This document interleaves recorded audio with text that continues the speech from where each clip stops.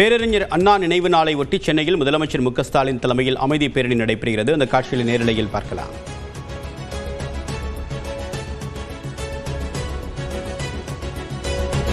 விவரங்களுடன் நிகரானுடைய சிறப்பு செய்தியாளர் கோகுல், விவரம் என்ன? முதலமைச்சர் அண்ணா நினைவு நாளையொட்டி இன்று தற்பொழுது திமுக சார்பில் அமைதி பேரணியானது வாலாஜா சாலையில் நடைபெற்று வருகிறது. 57வது நினைவு நாளையொட்டி இந்த பேரணியானது என்ற எண்ணம் நடத்தப்பட்டு வருகிறது.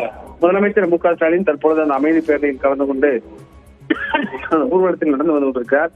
வாலாஜா சாலையில் தொடங்கிய இந்த அமைதி பேரணியானது அண்ணா நினைவிடம் வரை சென்று அங்கு அண்ணா நினைவிடத்தில் மரியாதை செலுத்துவதற்கான ஏற்பாடுகள் எல்லாம் செய்யப்பட்டிருக்கிறது. முதலமைச்சரோடு அமைச்சர்கள், சட்டமன்ற, நாடாளுமன்ற உறுப்பினர்களும், திமுகவுடைய முன்னணி தலைவர்களும் இந்த அமைதி பேரணியில் கலந்து கொண்டிருக்கிறார்கள். ஆயிரக்கணக்கான திமுக தொண்டர்களும் வாலாஜா சாலையில இந்த அமைதி பேரணியில் கலந்து கொண்டு தற்பொழுது ஊர்வலமாக நடந்து செல்கின்றனர். அதனைத் தொடர்ந்து மற்ற கட்சியுடைய தலைவர்களும் அண்ணா நினைவிடத்தில் இன்று மரியாதை செலுத்த இருக்கிறார்கள். முதலமைச்சர் ஏற்கனவே எக்ஸலத்தில் பதிவிட்டிருக்கார்.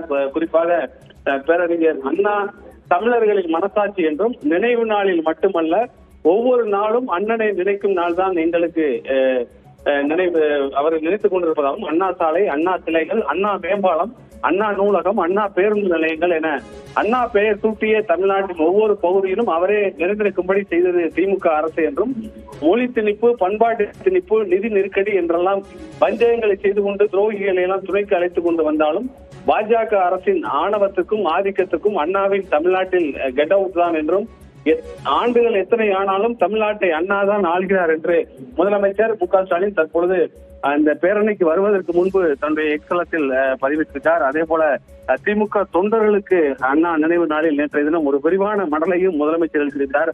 அண்ணாவுடைய சாதனைகளையும் திமுக அரசினுடைய சாதனைகளையும், ஏற்கனவே அண்ணா காலத்தில் நடைபெற்ற மொழிப்போர் போராட்டங்கள் எல்லாம் அந்த நினைவு கடித தொண்டர்களுக்கு எழுதிய மடலில் குறிப்பிட்டிருக்கிறார். அதே போல தற்போது அரசினுடைய சாதனைகள் மட்டுமல்லாமல் அடுத்த முறை ஆட்சிக்கு தொடர வேண்டும், பாஜக மற்றும் அதிமுகவுடைய துரோகங்களை எல்லாம் சுட்டிக்காட்டி அந்த மடலில் முதலமைச்சர் குறிப்பிட்டிருந்த நிலையில தற்போது காலையில இந்த அமைதி பேரணியானது தொடங்கி இருக்கிறது. முதலமைச்சர் மு க ஸ்டாலின் தலைமையில திமுகவுடைய முன்னணி தலைவர்கள், சட்டமன்ற, நாடாளுமன்ற உறுப்பினர்கள், அமைச்சர்கள் அனைவரும் ஆயிரக்கணக்கான தொண்டர்களோடு தற்பொழுது இந்த அமைதி ஊர்வலம் வந்து நடைபெற்றுக் கொண்டிருக்கிறது. போக்குவரத்தில் ஏதாவது மாற்றம் செய்யப்பட்டிருக்கா? மற்ற கட்சிகளுடைய திட்டமிடல் என்னவா இருக்கு? வாலாஜா சாலை முழுவதுமே இந்த அமைதி பேரணியொட்டி இன்றைய தினம் போக்குவரத்தானது இந்த ஊர்வலம் முடியும் வரை நிறுத்தப்பட்டிருக்கிறது. அதே போல கடற்கரை சாலையிலையும் பீச் சாலையிலையும் போக்குவரத்து மாற்றங்களும் செய்யப்பட்டிருக்கிறது. இதனைத் தொடர்ந்து முதலமைச்சர் மு க ஸ்டாலின் தற்போது திமுக சார்பில் அண்ணா நினைவிடத்துல காலையிலேயே இந்த ஊர்வலமாக சென்று மரியாதை செலுத்தக்கூடிய நிகழ்வும், அதனைத் தொடர்ந்து எதிர்க்கட்சி தலைவர் எடப்பாடி பழனிசாமி, அம்மா மக்கள் முன்னேற்ற கழகத்துடைய பொதுச்செயலர் டிடி தினகரன், முன்னாள் முதலமைச்சர் ஓ பன்னீர்செல்வம் உள்ளிட்ட தலைவர்களும் 10 மணிக்கு பிறகாக அண்ணா நினைவிடத்தில் மரியாதை செலுத்துவதற்கான ஏற்பாடுகள் செய்யப்பட்டிருக்கிறது. ஏறக்குறைய ஆயிரக்கணக்கான தொண்டர்களோடு முதலமைச்சர் மு க ஸ்டாலின் தற்பொழுது அண்ணா நினைவிடம் நோக்கி இந்த ஊர்வலத்தை தொடங்கி நடந்து வருகிறார். ஒவ்வொரு ஆண்டும் அண்ணா நினைவு நாள்ல இது போன்ற பேரணியை நடத்தி வரக்கூடிய திமுக இந்த முறையும் சட்டமன்ற தேர்தல் என்பதால் ஒரு விரிவான மடலையும் நேற்றைய தினமே முதலமைச்சர் எழுதியிருந்தார். தொண்டர்களுக்கு அண்ணா காலத்திலிருந்து அண்ணா தொடங்கிய இந்த திமுகவை அதிலிருந்து செய்திருக்கக்கூடிய பணிகள், தமிழ்நாட்டிற்கு செய்திருக்கக்கூடிய திட்டங்கள், அதே போல போராட்டங்கள் குறித்தெல்லாம் விரிவாக அந்த மடலில் குறிப்பிட்டிருந்த முதலமைச்சர் காலையில எக்ஸலத்திலும் இந்த பேரணிக்கு வருவதற்கு முன்பாக ஒரு கருத்தை பதிவிட்டு இந்த அமைதி ஊர்வலத்தில் கலந்து கொண்டு தொடர்ந்து ஊர்வலமாக நடைபெற்றுக் கொண்டிருக்கிறது.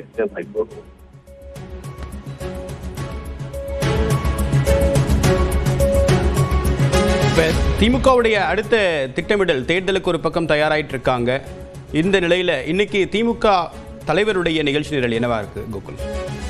நிச்சயமாக தொடர்ந்து பிப்ரவரி மாதம் முழுவதுமே திமுகவுடைய பிரச்சார திட்டங்களை வகுத்திருக்கிறார்கள். தமிழ்நாடு தலைகுனியாது என்ற ஒரு பிரச்சாரம் தமிழகம் முழுவதும் சட்டமன்ற தொகுதி வாரியாக 23 நட்சத்திர பேச்சாளர்களை கொண்டு நடத்தி வருகிறது. அதே போல மகளிர் அணி தனியாக பூத்துக்கும் 10 மகளிர் என தனித்தனியாக வீடு வீடாக சென்று திமுகவுடைய திட்டங்களை எடுத்துரைக்கும் வகையில பிரச்சாரத்தை மேற்கொண்டு வருகிறார்கள். இந்த மாதம் முழுவதுமே இளைஞரணி, பாகமோர் மாநாடு, மகளிரணி மாநாடு என மாநாடுகளையும் நடத்துவதற்கு திமுக திட்டமிட்டிருக்கிறது.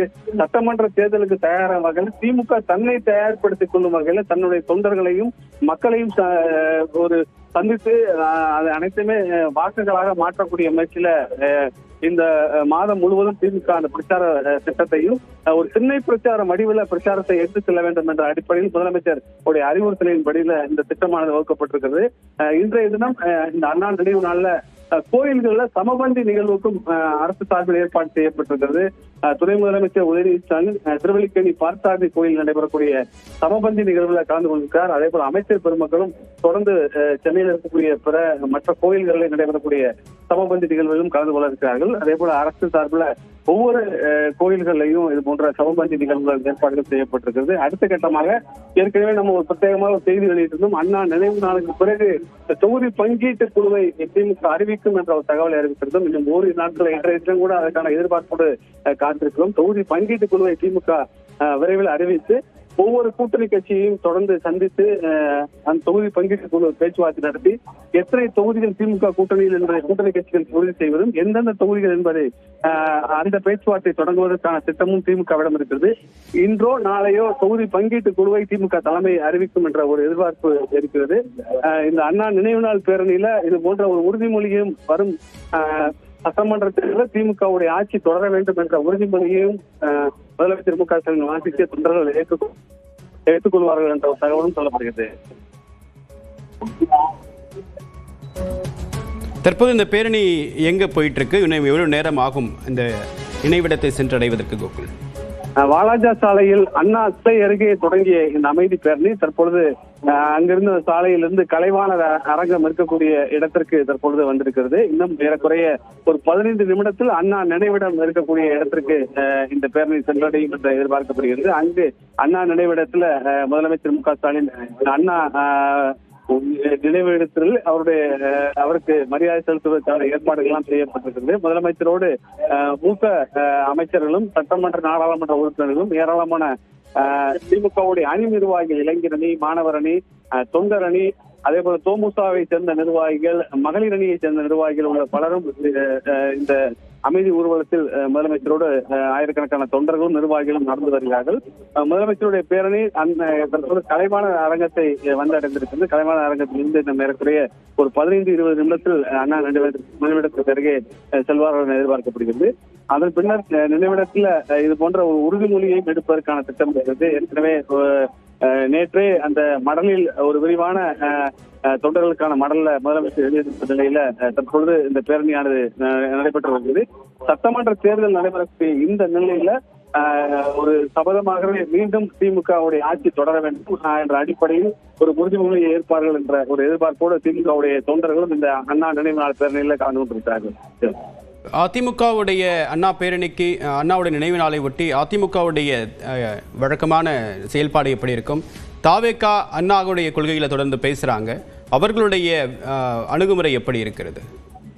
நிச்சயமாக அதிமுக சார்பில் அதிமுகவுடைய பொதுச் செயலாளரும் எதிர்கட்சி தலைவருமான எடப்பாடி பழனிசாமி காலை 10 மணிக்கு அண்ணா நினைவிடத்துல மரியாதை செலுத்துவதற்கான ஏற்பாடுகள் செய்யப்பட்டிருக்கிறது. அவரோடு முன்னாள் அமைச்சர்களும் அதிமுகவுடைய மூத்த தலைவர்களும் இந்த மரியாதை செலுத்தக்கூடிய நிகழ்வில் கலந்து கொள்வார்கள் என்று எதிர்பார்க்கப்படுகிறது.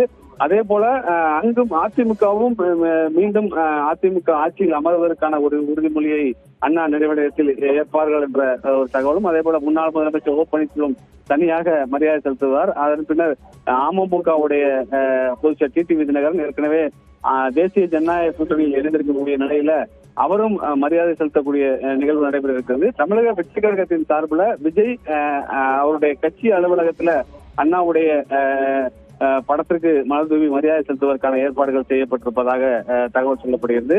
அதே போல மதிமுக பொதுச் வைகோ அண்ணா நினைவிடத்துல மரியாதை செலுத்திருக்கிறார். திமுகவுடைய கூட்டணி கட்சி தலைவர்களும் அண்ணா நினைவிடத்தில் மரியாதை செலுத்துவதற்கான ஏற்பாடுகள் செய்யப்பட்டிருக்கிறது.